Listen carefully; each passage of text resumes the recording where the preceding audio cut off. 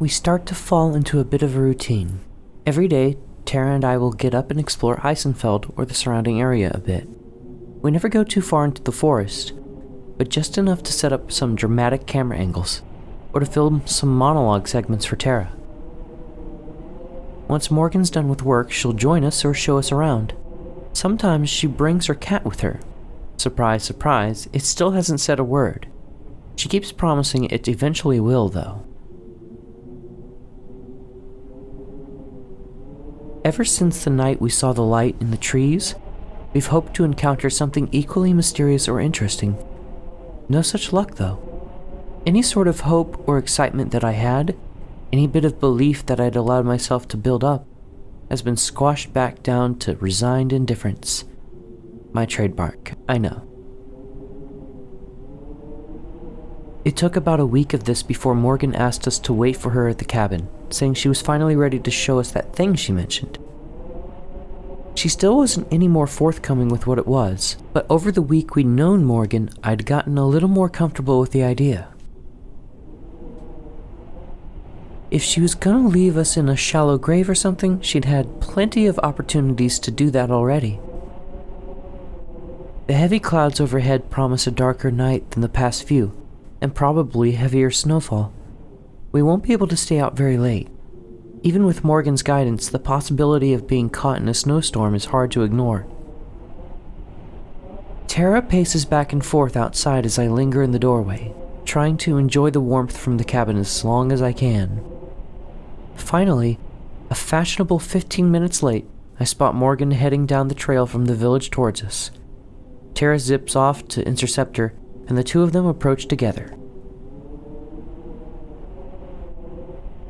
Hey, sorry I'm late. Work was a little busy tonight. No worries. Well, that answers one of the myths of Eysenfeld I was curious about, whether or not anyone actually shops at Morgan's store. Tara bounces around between the two of us, raring to get going. Morgan smiles approvingly at her. So, you said you had something special planned for tonight, right? She spent the whole day trying to guess what it was. I think I've narrowed it down. It's either a crashed UFO, the Fountain of Youth, or Elvis. Those are the ones you narrowed it down to? Someday, Mads, it's gonna be Elvis, and you're gonna wish you believed me. I face Morgan, pointedly turning my back to Tara. Anyway, we're ready to go if you are. Do you both have flashlights? We're going to be heading a bit deeper into the wood this time. We both hold up our flashlights in unison. After our first venture into the forest together, there's no way I'm ever going out there without us each having a flashlight. Just having one makes me feel more self-reliant. It helps suppresses my anxiety a little bit. Just a little. Great, follow me. We circle back around the cabin and head into the woods. I've been waiting to show you two this since you got here. You're going to love it. Tara starts to vibrate again, clearly soaking up the suspense. As much as I hate to admit it, she's got me pretty curious too.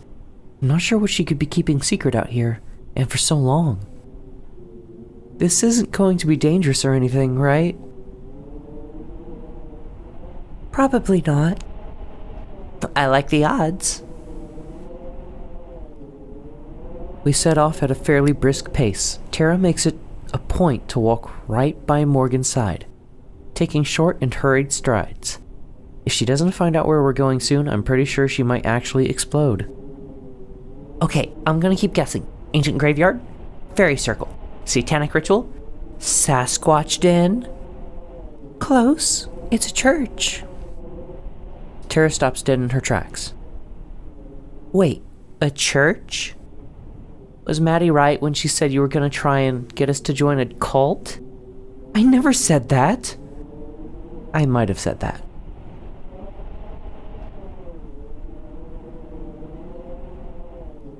Despite our antics, Morgan never stops or slows down.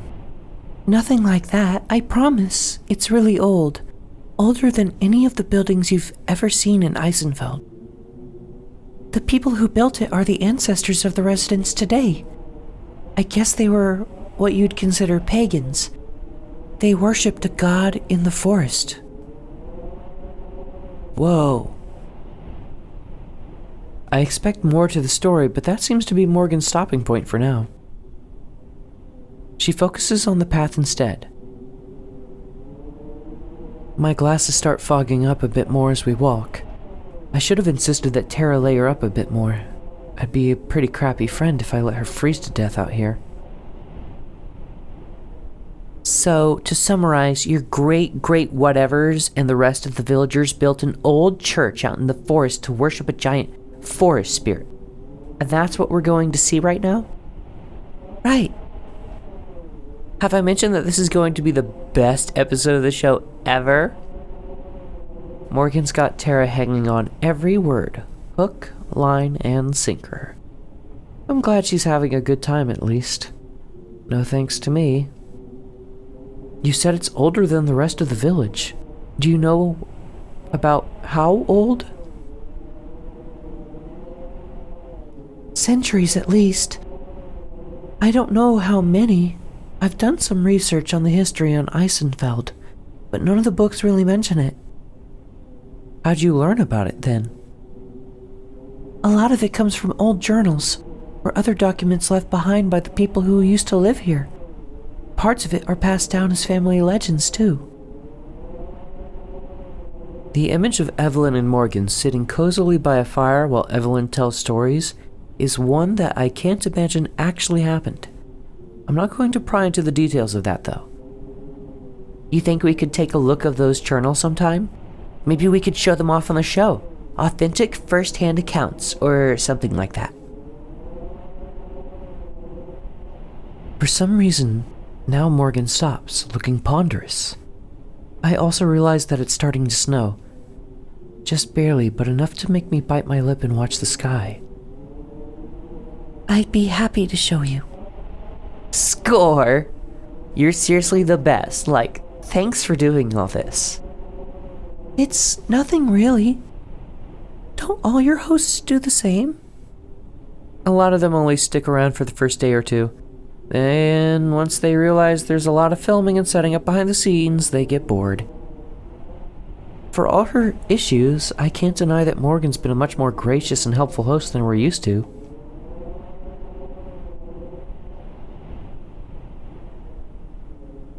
We walk in silence for a little bit. All the while, the snow continues to fall, getting heavier and heavier. At first, I try to ignore it, but it's hard. Like always, it seems it'll fall to me to be the responsible one. Hey, Morgan, are you sure it's safe to keep going? It's starting to snow pretty hard. Both of them look up as if they hadn't noticed. Oh, you're right. Now it's Morgan who turns around and looks back the way we came. I can practically hear the gears turning in her head. Tara watches, looking anxious. Oh, so she only worries if Morgan starts to look uncomfortable. It's going to get bad pretty soon. What? How soon is pretty soon? And how bad? I'd say within the next half hour. Those clouds don't look good. That's an understatement. They seem to be moving almost impossibly fast. Just like that, the weather has gone from a light snow to the start of a blizzard. We need to turn back. Back to the cabin. I take a couple steps, but the fresh snow has made it harder to walk. Even the trail that we just left has been partially obscured. We're closer to the church than the cabin. I think we should go there and wait it out. Wait it out? What if it doesn't just pass by? What if we're stuck there for days? It's better than being dead, you know. I turn to her in disbelief. No shit it is. Morgan wrings her hands, looking genuinely distressed. I don't know what's going on. I don't think it was. Once again, she looks back in the direction we came from, lost in thought. We're just wasting time standing here arguing, you know. Morgan said we should go to the church, and she's the expert. I'm loath to call her an expert at this point, but Tara's right that we don't have time to spare. We're definitely in dire straits if she's the one being the voice of reason. Fine, let's get going then.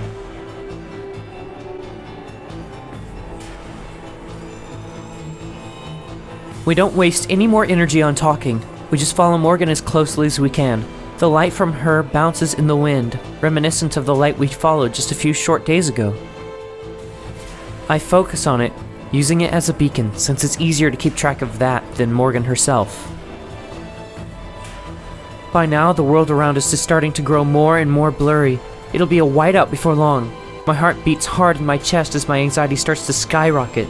We keep walking, huddling closer together as we press on. Tara keeps a brave face, but she's shuddering more with each step. Morgan and I push a little closer to her, hoping to help shield her from the wind as much as we can.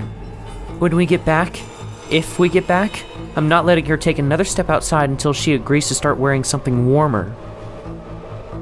After what feels like years, we come to a stop. My legs are leaden with the effort of marching through the snow. I'm afraid that Morgan's going to say that we're lost, but then I realize that we've arrived. Just ahead, a huge stone building stands tall. For its supposed age, it looks remarkably intact. The howling winds buffet it. But even from here, it looks infinitely safer than being stuck out here. A pair of massive wooden doors loom before us. Just give me 1 second and I'll get this open. She grabs a hold of the door and starts to pull. The freezing wind works against her, and for a tense moment I worry that she wouldn't be able to get them open. But then, with a creak that's audible even in the weather, they slide open to let us in. After you. We don't need telling twice. Tara and I hurry inside, with Morgan letting the door slam shut behind her as she follows. The first thing that strikes me is the temperature. An old stone building in the middle of a blizzard should be frigid, but it's not. In fact, it's almost warm. Mags, we hit the jackpot. Her shout reverberates around the massive chamber, leaving a faint echo in its wake. When Morgan said a church, I figured it would be some small wooden shack with a tacked-on steeple. But this... The whole interior is remarkably well preserved. A few broken pews, a couple pieces of collapsed stone, and a layer of dust on nearly every surface are the only things that make the place seem anything less than brand new. Looking closer at the building itself, I can see various flourishes of designs decorating the walls and railings. Whoever built this place, they built it as a labor of love. The centerpiece is a massive, stained glass window that dominates the center of the far wall. Its brilliant colors form an intricate pattern. I make my way over to Morgan, who's currently watching Tara dart around the building with a small, satisfied smile. It dissipates as I approach. Even though I'm relieved to be out of the storm, I can't believe we ended up in this situation in the first place. Before I can say anything, though, she beats me to it. I'm really sorry about this. I truly am. If I'd thought the weather would turn so foul, I'd have never suggested we come out here. The last thing I want to do is place you and Tara in any danger. I just wanted to show the two of you something tangible, something different. I swallow my harsh words. Chastising her wouldn't do us any good. Plus, she's right that the weather changed way faster than I would have expected, or even thought possible. So I just rub my shoulders, trying to massage some warmth back into them. Don't apologize yet. There's still plenty of time for us to die of starvation or something like that. I think it's more likely it will die of exposure first. Well, that's reassuring. Suddenly, a beam of light swipes across my face. It comes from Tara on the other side of the building. Hey, come check out these books! Morgan and I both start to head over. By the way, how do you keep it so warm in here? I was looking for a heater or something but couldn't find one. It's magic, I think. You know what? I'm not even gonna argue. Tara's waiting excitedly next to a stack of books. That's probably a first. Check it out!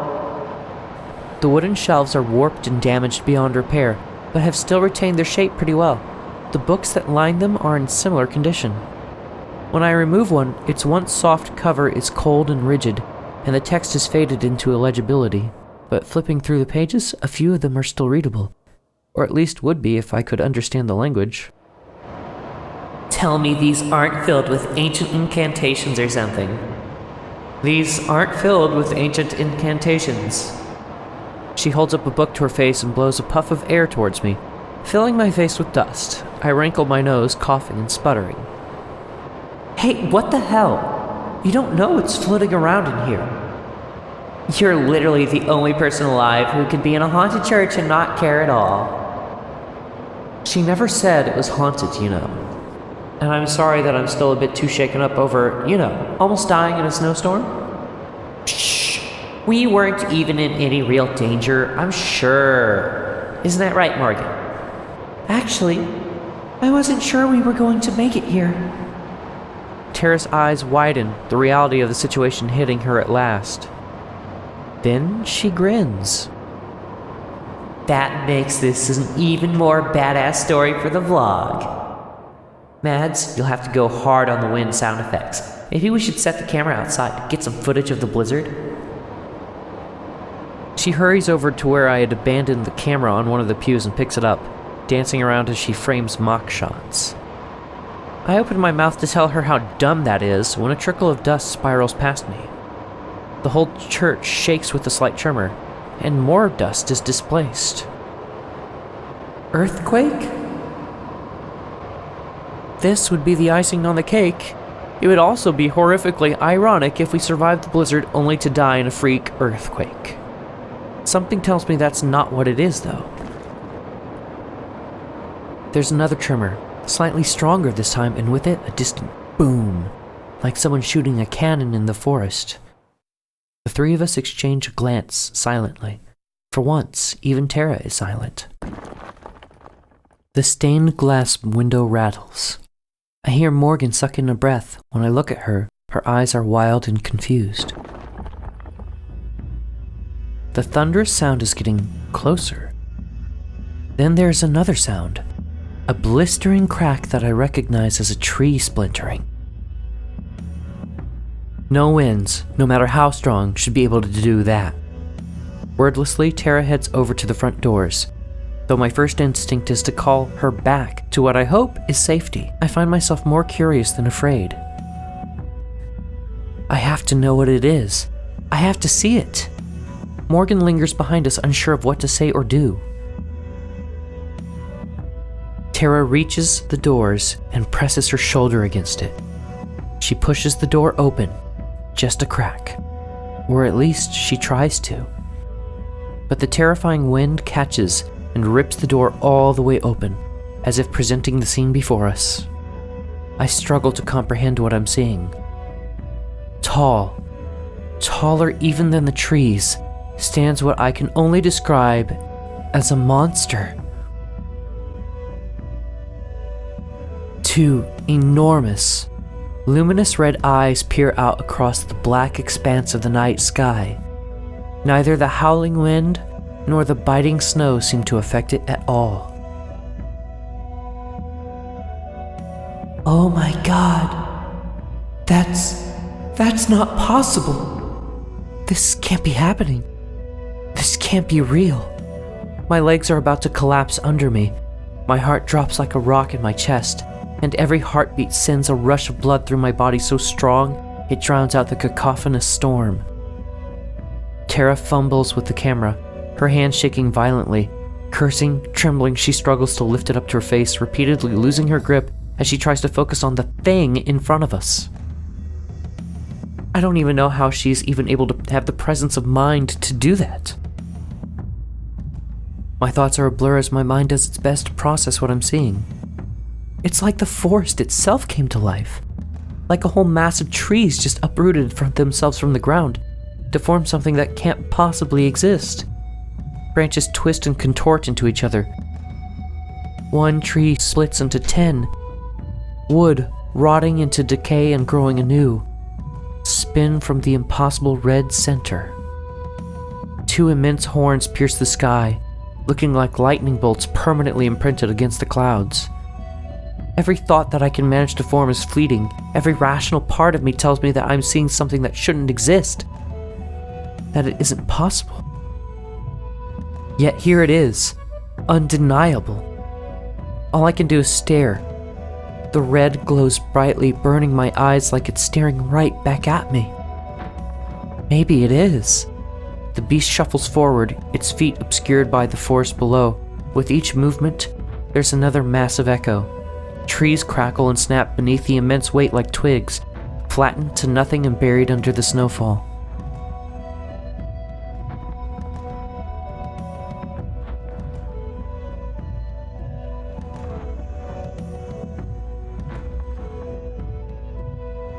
Slowly, the beast lumbers off into the night and is swallowed from sight by the darkness. Soon, even the sounds of its footsteps fade too. I'm not sure how long Tara and I remained in petrified silence. I realize that I've fallen to my knees, though I have no recollection of it happening. I feel like I have no recollection of anything, that nothing will ever make sense again. At some point, Morgan comes to my side, helping Tara and I back indoors. My whole body is numb with either shock or the cold. Perhaps both. She leads us to one of the benches that's mostly intact. I collapse down onto it, my legs still unwilling to support me. I glance at Tara, all the color is gone from her face and she's still trembling. I probably don't look much better. For a long time, none of us know what to say. We sit and wait until long after the snow has stopped falling and morning arrives.